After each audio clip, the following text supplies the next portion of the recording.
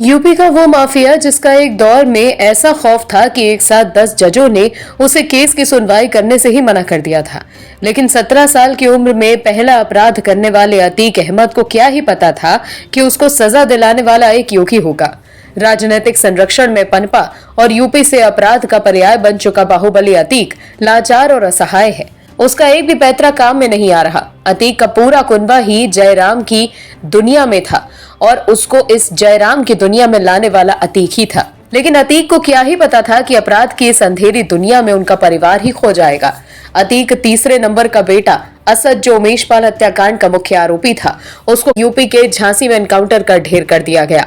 जिसके बाद दुर्दांत अतीक योगी के सामने गिड़गिड़ाने लगा। सोचिए ये वही अतीक है जिसने कितने ही बच्चों को यतीम किया होगा, कितने ही पिताओं को जवान बेटों को अग्नि देने पर मजबूर किया होगा। लेकिन समय सबका हिसाब करता है, जरिया किसी और को बना देता है।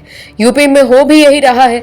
माफिया अब योगी के सामने गिड़गिड़ाने लगे हैं। अतीक भी गिड़गिड़ाया पुलिस रिमांड में कि असद से तो नहीं मिल पाया, लेकिन उसकी अम्मी से मिलवा दो। ये कुछ वैसा ही है जब इंसान को अपना अंतिम समय दिख रहा हो। आखिर क्या बोला अतीक पुलिस कस्टडी में, चलिए आपको बताते हैं इस खबर में।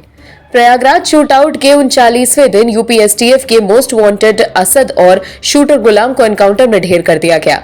बेटे असद की मौत के बाद यूपी पुलिस ने कसते हुए शिकंजे से माफिया अतीक अहमद खौफ में आ गया है। पुलिस ने बताया कि लॉकअप में अतीक बार बार गिड़गिड़ा रहा है और असद के जनाजे में जाने की मांग कर रहा है।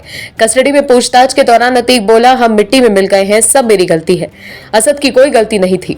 जवान बेटों और भाइयों की कोई जिम्मेदारी नहीं ले सकता। दुनिया का सबसे बड़ा गम बुजुर्ग पिता के कंधों पर जवान बेटे का शव होता है। असद नहीं रहा, उसकी अम्मी से हमें मिलवा दो। इसीलिए कहते हैं कि जुर्म वो रास्ता है जहां जाना आसान है लेकिन लौटना नहीं। और भी वीडियोस देखने के लिए चैनल को सब्सक्राइब करें और बेल आइकन को दबाएं।